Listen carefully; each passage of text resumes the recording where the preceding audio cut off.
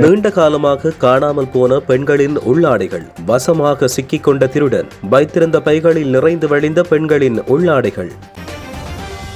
அன்று டிசிசி மீட்டிங் கூட்டத்தில் ஒரு பாராளுமன்ற உறுப்பினராக நான் இருந்தும் என்ன வெளியே போடா நாயே என்று கூட இந்த கையை பிடிச்சு ஃபைலை தூக்கிற அளவுக்கு இந்த அரசாங்கம் போயிருக்கிறது தொடர்பாக தமிழ் பாராளுமன்ற உறுப்பினர் எங்களுடைய சாணக்கியன் அவர்கள் எனக்காக குரல் கொடுத்ததுக்கு நன்றிட்டுக் கொள்கிறேன். ஆனால் அது தொடர்பான விசாரணையை ஆரம்பிக்க சொல்லி ஒரு அமைச்சர் ஒருவர் ஒரு பாராளுமன்ற உறுப்பினரை வெளியே போடா நாயே என்று சொல்கின்ற அளவுக்கு கையை பிடித்து கதைப்பதற்கு இந்த அரசாங்கம் விமர்சனையை செய்யுமாறு அன்புடன் கேட்டுக்கொள்கிறேன். அர்ச்சுனாவை வெளியே துரத்திய அமைச்சர் பாராளுமன்றில் ஆதரவாக குரல் கொடுத்து இணைந்த சாணக்கி முடிவுக்கு வந்த நீண்ட கால பகை. நிதிக்குழு தலைவரை செருப்பால் அடிப்பேன் என பெண் உறுப்பினர் அச்சுறுத்தல். நகரசபை கூட்டத்தில் நடந்த பெரும் மோதல்.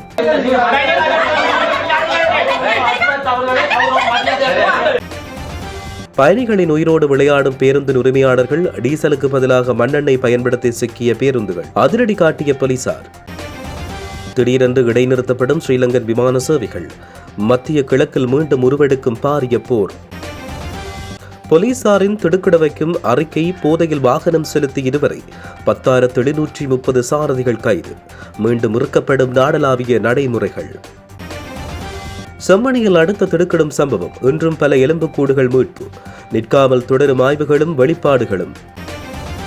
கட்டுமான தலைக்கவச தொழிற்சாலையில் திடீர் தீ விபத்தில் 5 பலி. தென்னிலங்கையை கண்ணீர் சிந்த வைத்த அடுத்த சோகம். அம்பாந்தோட்டை துறைமுகத்தில் தேங்கும் அதிசொகுசு வாகனங்கள். வாகனத்தை கைவிட்ட இறக்குமதியாளர்கள். யாருக்கும் பயன்படாமல் அழிந்து போகும் பரிதாப நிலை.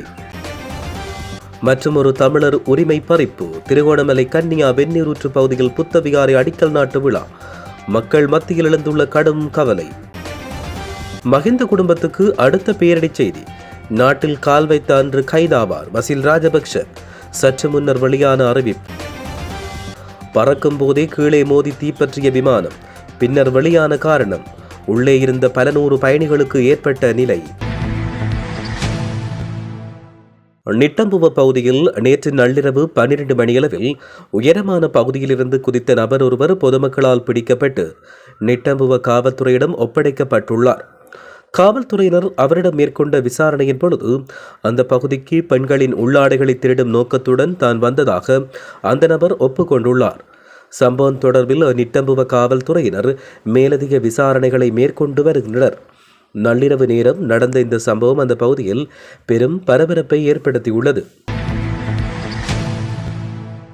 போப் அறிக்கையை அரசியல் ஆயுதமாக பயன்படுத்தக்கூடாது என்று தெரிவித்த பாராளுமன்ற உறுப்பினர் சாணக்கியன் கிளிநொச்சி மாவட்ட அபிவிருத்தி குழு கூட்டத்தில் பாராளுமன்ற உறுப்பினர் அர்ச்சுனா ராமநாதனுக்கு இழைக்கப்பட்ட அவமதிப்பு மற்றும் நடவடிக்கைகளை கடுமையாக கண்டித்துள்ளார். மக்களால் தெரிவு செய்யப்பட்ட ஒரு பிரதிநிதி அபிவிருத்தி குழு கூட்டத்தில் மக்களின் பிரச்சனைகளை முன்வைக்கும் போது அவருக்கு வேண்டுமென்றே இடையூறு விளைவிக்கப்படுகிறது. கூட்டத்தில் அர்ச்சுனா ராமநாதன் கதிரையில் அமர்ந்திருந்த போது அமைச்சரே அவரின் கையை பிடித்ததுடன் அதற்கு முன்னர் அவரின் இடுப்பை கிள்ளியதாகவும் தெரிவிக்கப்படுகிறது. இடுப்பை கிள்ளியது சரியா, அடிக்க முயன்றது சரியா என்பது குறித்து விவாதத்துக்குள் தான் செல்லவில்லை என்றாலும் மக்களால் தெரிவு செய்யப்பட்ட ஒரு பாராளுமன்ற உறுப்பினரை கூட்டத்திலிருந்து வெளியேற்ற எந்த ஒரு அமைச்சருக்கும் அதிகாரம் கிடையாது என்பதையும் அவர் திட்டவட்டமாக வலியுறுத்தியுள்ளார். ஏறாவூர் நகர சபையின் இன்றைய அமர்வின் பொழுது இடம்பெற்ற கடும் வாக்குவாதம் மற்றும் அச்சுறுத்தல் சம்பவம் பெரும் பரபரப்பினை ஏற்படுத்தியுள்ளது. தன்னை நகர சபையின் சகல உபகுழுக்களிலும் இணைக்குமாறு ஐக்கிய தேசிய கட்சியைச் சேர்ந்த பெண் நகரசபை உறுப்பினர் கோரிக்கை விடுத்தார். குறித்த கோரிக்கைக்கு நிதிக்குழு தலைவர் சாதகமான பதில் வழங்க தவறியதைத் தொடர்ந்து இரு தரப்பினருக்கும் இடையில் முரண்பாடு ஏற்பட்டுள்ளது. கோரிக்கைக்கு சாதகமான பதில் கிடைக்காத காரணத்தால் ஆத்திரமடைந்த ஐக்கிய தேசிய கட்சியின் பெண் நகரசபை உறுப்பினர் நிதிக்குழு தலைவரை நோக்கி செருப்பால் அடிப்பேன் என்று சபையில் அச்சுறுத்தல் விடுத்துள்ளார். நகரசபை அமர்வின் பொழுது உறுப்பினர்களுக்கு இடையில் இடம்பெற்ற இந்த மோதல் போக்கு மற்றும் நாகரிகமற்ற வார்த்தை பிரயோகம் அப்பகுதியில் பெரும் அதிர்ச்சியை ஏற்படுத்தியுள்ளது.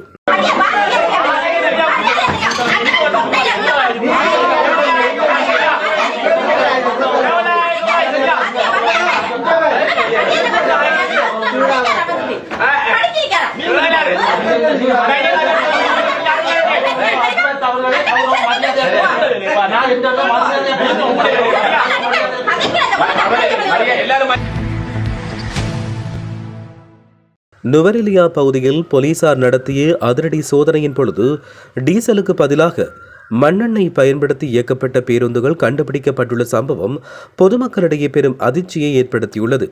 நுவரெலியா பகுதியில் போலீசார் மேற்கொண்ட திடீர் வாகன சோதனையின் பொழுதே இந்த முறைகேடு வெளிச்சத்துக்கு வந்துள்ளது. பொருளாதார லாபத்துக்காக சில பேருந்தின் உரிமையாளர்கள் பயணிகளின் பாதுகாப்பை கொஞ்சம் மதிக்காமல் டீசல் என்ஜின்களில் மண்ணெண்ணெயை பயன்படுத்தி இயக்கியுள்ளது விசாரணையில் தெரிய வந்துள்ளது. டீசலுக்கு பதில் மண்ணெண்ணெயை பயன்படுத்துவது வாகனத்தின் என்ஜினை கடுமையாக பாதிப்பதோடு திடீரென்று நடுவழியில் வாகனம் பழுதாகி பெரும் விபத்துக்களுக்கு வழிவகுக்கும் என்று எச்சரிக்கப்பட்டுள்ளது. பொதுமக்களின் உயிரை படுகேள்விக்குறியாக்கும் இத்தகைய ஆபத்தான செயற்பாடுகளில் ஈடுபடுகின்ற பேருந்தின் உரிமையாளர்கள் மற்றும் ஓட்டுநர்களுக்கு எதிராக கடுமையான சட்ட நடவடிக்கை எடுக்கப்படும் என்று போலீசார் எச்சரிக்கை விடுத்துள்ளனர். மத்திய கிழக்கில் தீவிரமடைந்து வரும் போர் சூழலின் காரணமாக குவைத் நாட்டுக்கான தமது விமான சேவைகளை ஸ்ரீலங்கன் ஏர்லைன்ஸ் தற்காலிகமாக இடைநிறுத்தியுள்ளதாக இலங்கை சிவில் விமான போக்குவரத்து அதிகார சபை அறிவித்துள்ளது. அதற்கமைய நேற்று முதல் அமலுக்கு வரும் வகையில் எதிர்வரும் ஜூலை மாதம் 26ஆம் தேதி வரையான ஒரு வாரம் வரை குவைத்துக்கான விமான சேவைகள் தற்காலிகமாக நிறுத்தி வைக்கப்படுவதாக ஸ்ரீலங்கன் ஏர்லைன்ஸ் அறிவித்துள்ளது. நடப்பாண்டின் இதுவரையான காலப்பகுதியில் போதைப்பொருள் மற்றும் மதுபானம் பயன்படுத்தி ஆபத்தான முறையில் வாகனம் செலுத்திய 10,730 சாரதிகள் கைது செய்யப்பட்டுள்ளனர். போக்குவரத்து மற்றும் நெடுஞ்சாலைகள் பாதுகாப்பு பிரிவு இந்த அதிரடி தகவலை வெளியிட்டுள்ளது. நாடளாவிய ரீதியில் அதிகரித்து வருகின்ற வீதி விபத்துக்களை கட்டுப்படுத்தவும் பொதுமக்களின் பாதுகாப்பை உறுதிப்படுத்தவும் போலீசாரால் தீவிர சோதனை நடவடிக்கைகள் முன்னெடுக்கப்பட்டு வருகிறது. இதன்பொழுது இந்த எண்ணிக்கையிலான சாரதிகள் கைது செய்யப்பட்டுள்ளனர். கைது செய்யப்பட்டுள்ள நபர்களுக்கு எதிராக கடுமையான சட்ட நடவடிக்கை எடுக்கப்பட்டு வரும் அதேவேளை போதையில் வாகனம் ஓட்டும் சாரதிகளை கண்டறியும் விசேட கண்காணிப்பு பணிகள் நாடளாவிய ரீதியில் மேலும் தீவிரப்படுத்தப்படும் என்று வீதி பாதுகாப்பு பிரிவு எச்சரிக்கை விடுத்துள்ளது. செம்மணி மனித புதைகுழியின் 3ஆம் கட்டத்தின் 39ஆம் நாள் அகழ்வு பணிகள் இன்றைய தினம் இடம்பெற்றது. செம்மணி மனித புதைகுழியில் 3ஆம் கட்ட அகழ்வு பணிகளை 56 நாட்கள் முன்னெடுக்க நீதிமன்றம் அனுமதி வழங்கிய நிலையில் 39வது நாளான இன்றைய தினம் செவ்வாய்க்கிழமை அருகருகே 2 சிறுவர்களின் எலும்புக்கூடு உள்ளிட்ட 13 எலும்புக்கூடுகள் அடையாளம் காணப்பட்டுள்ளன.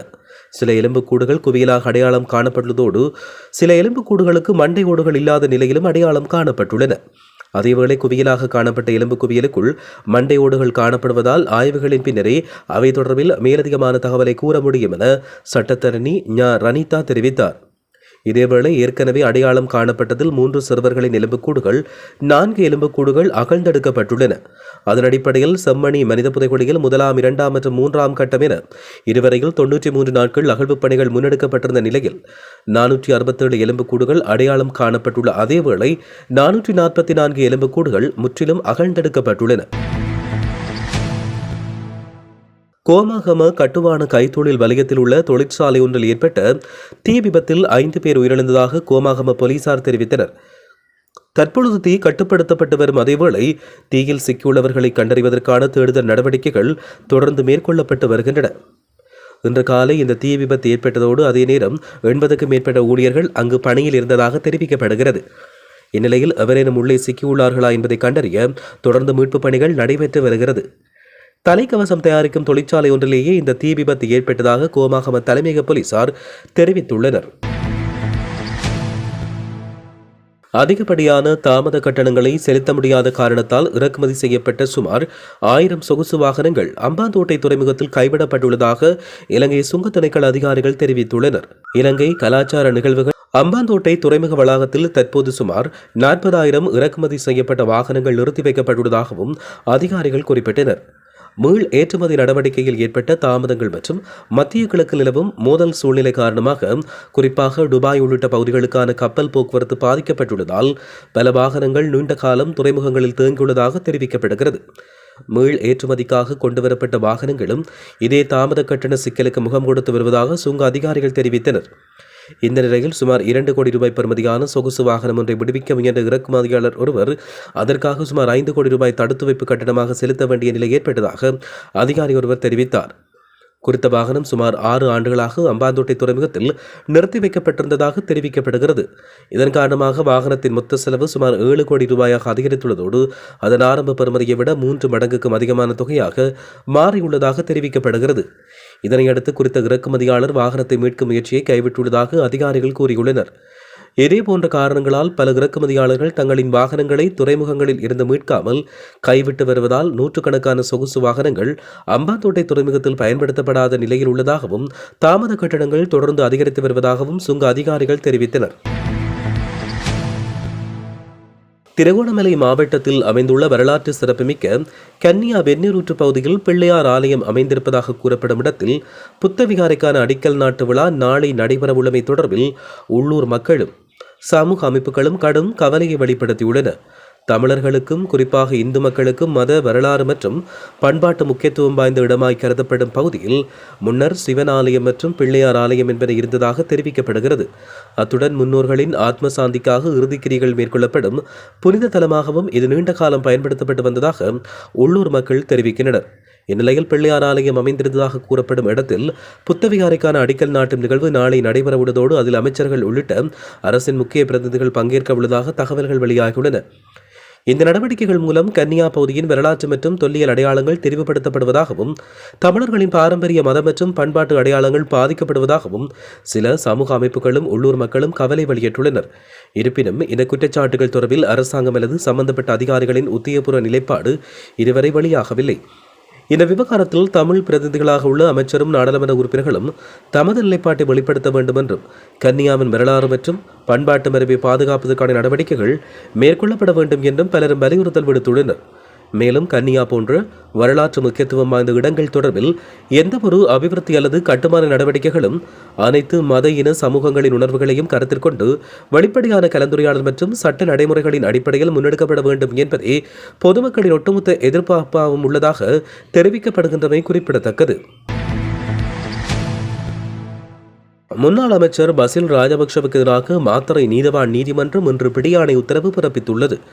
மாத்தறை பிரவுன்ஸ் ஹில் பகுதியில் அமைந்துள்ள சுமார் 1.5 ஏக்கர் காணி கொள்வனவு செய்யப்பட்ட விவகாரம் தொடர்பாக காவல்துறை நிதி குற்றப்புலனாய்வு பிரிவினால் தாக்கல் செய்யப்பட்ட வழக்கு இன்று விசாரணைக்கு எடுத்துக் கொள்ளப்பட்டது.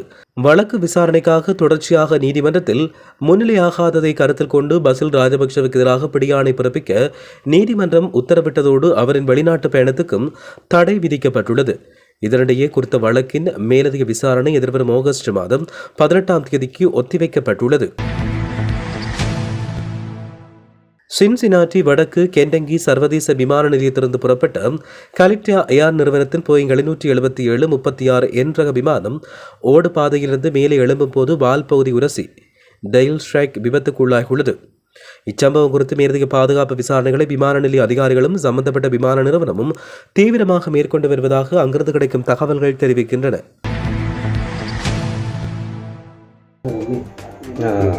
நீண்ட காலமாக காணாமல் போன பெண்களின் உள்ளாடைகள் வசமாக சிக்கிக்கொண்ட திருடன், வைத்திருந்த பைகளில் நிறைந்து வழிந்த பெண்களின் உள்ளாடைகள். அன்று டிசிசி மீட்டிங் கூட்டத்தில் ஒரு பாராளுமன்ற உறுப்பினராக நான் இருந்தும் என்ன வெளியே போடா நாயே என்று கூட இந்த கையை பிடிச்சு ஃபைலை தூக்கிற அளவுக்கு இந்த அரசாங்கம் போயிருக்கிறது தொடர்பாக தமிழ் பாராளுமன்ற உறுப்பினர் எங்களுடைய சாணக்கியன் அவர்கள் எனக்காக குரல் கொடுத்ததுக்கு நன்றிட்டுக் கொள்கிறேன். ஆனால் அது தொடர்பான விசாரணையை ஆரம்பிக்க சொல்லி ஒரு அமைச்சர் ஒருவர் ஒரு பாராளுமன்ற உறுப்பினரை வெளியே போடா நாயே என்று சொல்கின்ற அளவுக்கு கையை பிடித்து கதைப்பதற்கு இந்த அரசாங்கம் தொடர்பான விமர்சனையை செய்யுமாறு அன்புடன் கேட்டுக்கொள்வோம்.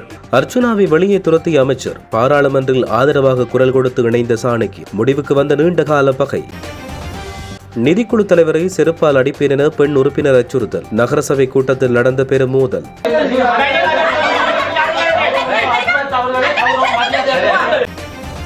பயணிகளின் உயிரோடு விளையாடும் பேருந்தின் உரிமையாளர்கள் டீசலுக்கு பதிலாக மண்ணெண்ணெய் பயன்படுத்தி சிக்கிய பேருந்துகள். அதிரடி காட்டிய போலீசார்.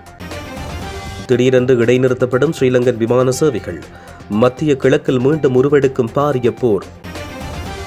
போலீசாரின் திடுக்கிட வைக்கும் அறிக்கை. போதையில் வாகனம் செலுத்தி இதுவரை 10,730 சாரதிகள் கைது.